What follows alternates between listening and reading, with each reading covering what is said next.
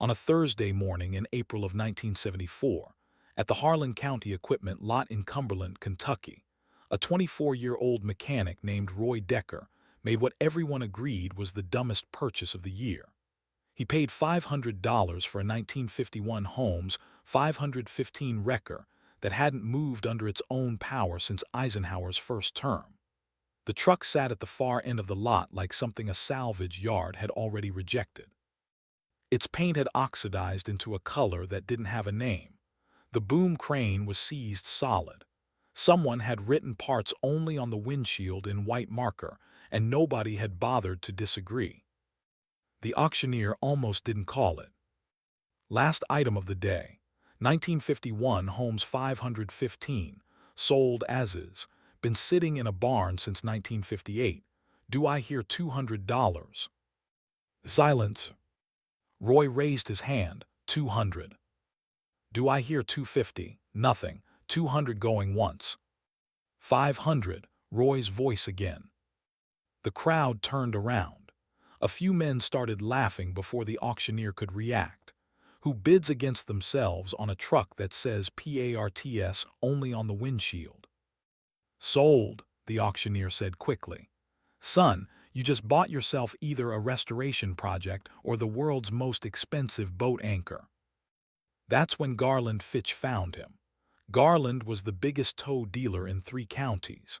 6 late-model Chevrolet wreckers, clean brick building on Highway 421, soft hands that had never held a wrench for more than 5 minutes. Roy, do you know what $500 could have bought you? That's a down payment on a real truck, something that actually runs. I can fix this one. Garland laughed, a big laugh that carried across the lot. That thing hasn't run since 1958, the engine is seized, the parts haven't been manufactured since 1961. You'd need a miracle just to get it to cough. He stepped closer. I've been in this business 22 years. I know what a dead truck looks like. Roy looked at Garland's clean shirt, his soft hands, his confident smile. My daddy taught me that the man laughing hardest is usually the one who understands the least. He walked past him. Behind him the laughter spread. Let me tell you about Roy Decker, because to understand what happened next, you need to understand where he came from. Roy was born in 1950 in Harlan County.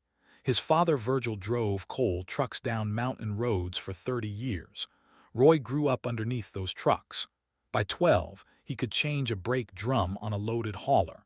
By 15, he'd rebuilt his first diesel engine on the kitchen table. There wasn't a piece of equipment in the county he couldn't diagnose by sound alone. Then Virgil died. Heart attack on Route 38, winter of 1971. Roy was 21, suddenly responsible for his mother, his sister, and a shop full of tools that was the only inheritance his father had to leave. For 3 years he worked at a dealership in Middlesboro, saving money in a coffee can, planning. He wanted his own operation. And he understood something about the towing business most people missed. The real money wasn't in light-duty calls. It was in heavy recovery. Jackknifed coal trucks on mountain switchbacks. Equipment that slipped off logging roads into creek bottoms. Jobs that needed a machine with real capability. The right tool for that work was a Holmes 515. A working one cost money Roy didn't have. A broken one cost $500. Now let me tell you about the first month, because that's when most people would have quit. Roy hauled the Holmes back to his garage on a borrowed flatbed. It took 2 men and a come-along just to get it loaded. Every wheel bearing was frozen solid. Under the shop lights, the full damage announced itself. The Continental Red Seal engine was seized. 16 years of sitting had turned the oil to black varnish. The cooling system was rust and calcium. The wiring harness had been colonized by mice. The Holmes boom had a cracked casting he hadn't seen at the auction. He sat on an overturned bucket and looked at all of it. Then he remembered what his father used to say. Every broke thing has one place where the fixing starts. Find that place first. Everything else follows. The place was the engine. Here's what Roy understood that Garland Fitch didn't. The Holmes 515 had been engineered as a system. The PTO driving the winch drums was calibrated to that specific engine's torque curve. The hydraulics for the boom were timed to the engine's RPM range. Swap the engine out for something modern and you'd spend years chasing mismatches. The original engine was the right engine. It just needed to be brought back. Roy spent 3 months on it. He sourced parts from an old Continental dealer in Knoxville, drove down twice. He machined the cylinder walls himself on a borrowed boring bar. He ground the valves by hand on a lapping stone. Every night after a full day at the dealership, he came back to the garage and kept working. Garland Fitch drove by once, saw Roy elbow-deep in the engine bay at 10 o'clock on a Tuesday night, slowed down, shook his head, drove on. By October 1974, Roy was ready.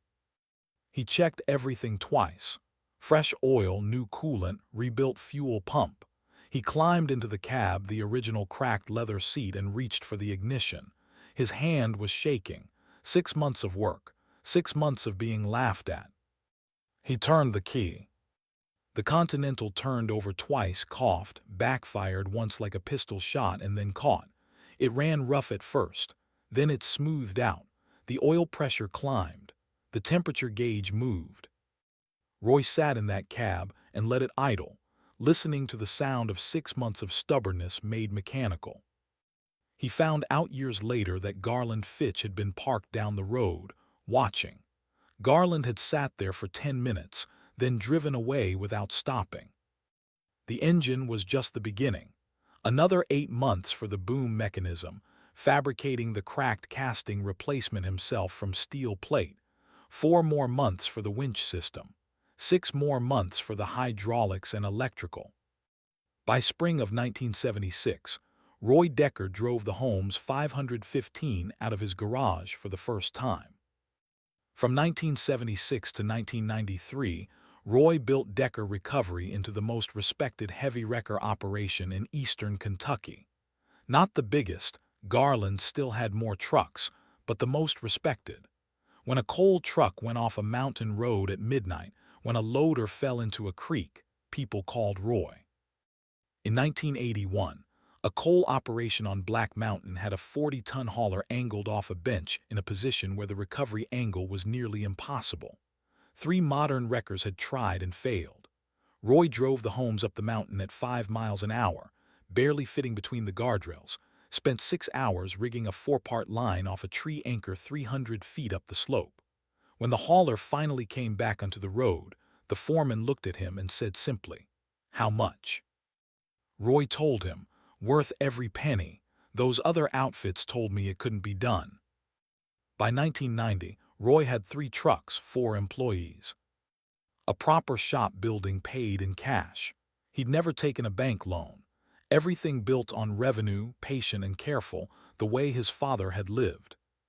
Then came 1993, and the discovery that changed everything. Let me tell you about the October morning that turned 19 years of work into something none of it had prepared him for. Roy was doing his annual fall maintenance on the Holmes. The truck was 42 years old. That fall he'd noticed a new vibration in the cab at highway speed. Not the drivetrain, not the wheels, something structural. He pulled the interior panel off the passenger side cab wall, pressed fiberboard, original to the truck. Behind it, the cab wall wasn't solid metal. There was a gap, about 3 inches deep, running the full length of the panel. Roy knew the construction of these trucks. There was no reason for a gap that size. Someone had modified this wall. The inner steel had been cut and a thin plate welded back over it, creating a hidden cavity. The welds were old as the truck itself. He removed the welded plate. Inside, wrapped in oilcloth and sealed with wax, were 2 things. The first was money, old bills, nothing newer than 1957. He counted it 3 times, $4,800. The second was a folded document, a certificate of title dated 1952 for a commercial property on Main Street in Harlan. And with it, a handwritten letter on paper yellowed to the color of old corn. Roy sat down on the shop floor and read it. The letter was from a man named Clarence Birchfield. In March of 1953, Clarence had been doing a recovery job on Route 119 near the Catron Creek Bridge. While rigging a wrecked car from a ditch, he found a canvas bag half buried in the mud, caught on a root. It was full of cash, part of a payroll theft from the Cornet mining operation in Lynch the week before. The sheriff had caught 2 of the 3 men and recovered most of the money. This portion, $4,800, had never been found. Clarence should have turned it in. He knew that, but his wife had just been diagnosed and the doctor bills were mounting. He kept it, but he couldn't spend it, not $1. When the 3rd man was caught in Tennessee with nothing on him, the case closed. Nobody came looking for the rest. What Clarence did instead, there was a family named Caudill on Puckett's Branch about to lose their home. He bought a building on Main Street in Harlan for them to run as a dry goods store, paid cash through a lawyer in Middlesboro so nobody local would know. The Caudills ran that store for 20 years. They never knew where it came from. The remaining $4,800 he hid in the truck. He wanted it somewhere he could always see it, somewhere it kept reminding him. The letter ended, "Now my heart is giving out. I never told my wife. God forgive me. Clarence Birchfield, November 1957."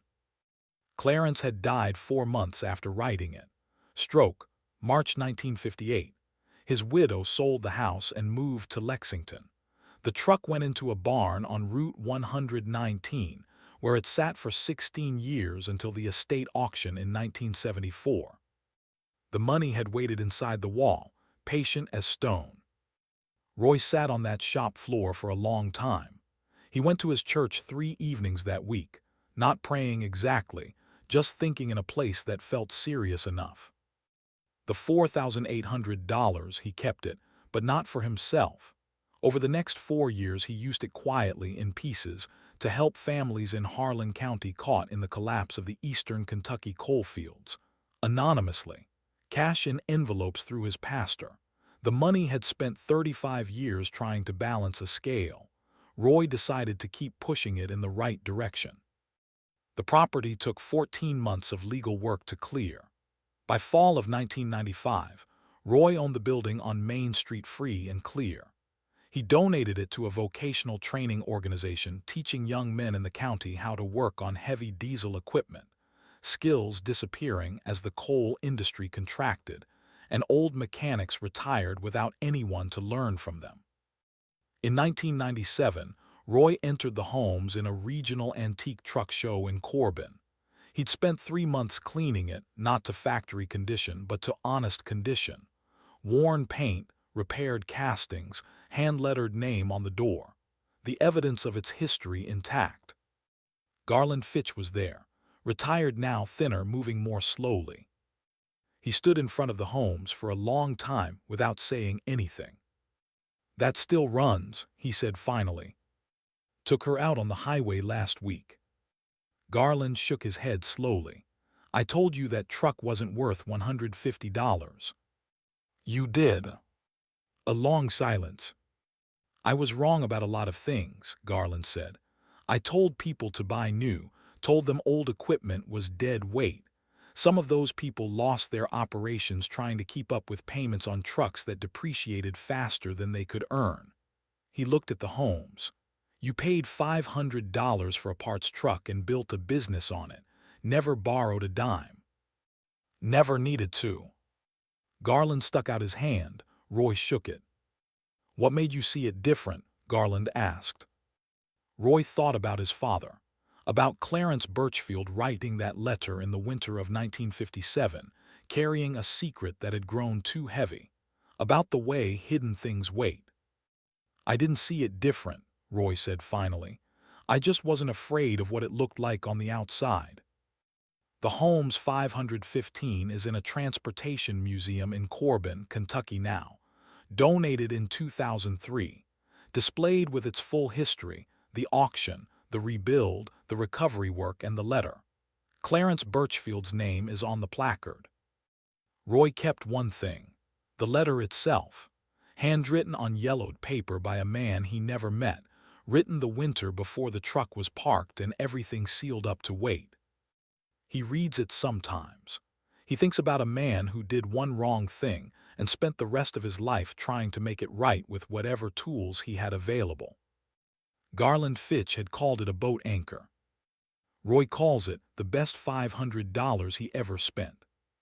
Not because of the hidden money, not because of the property, not even because of the business it built.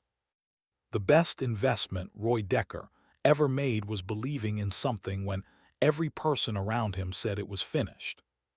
That's a lesson that doesn't come with a price tag, but if it did, $500 seems about right.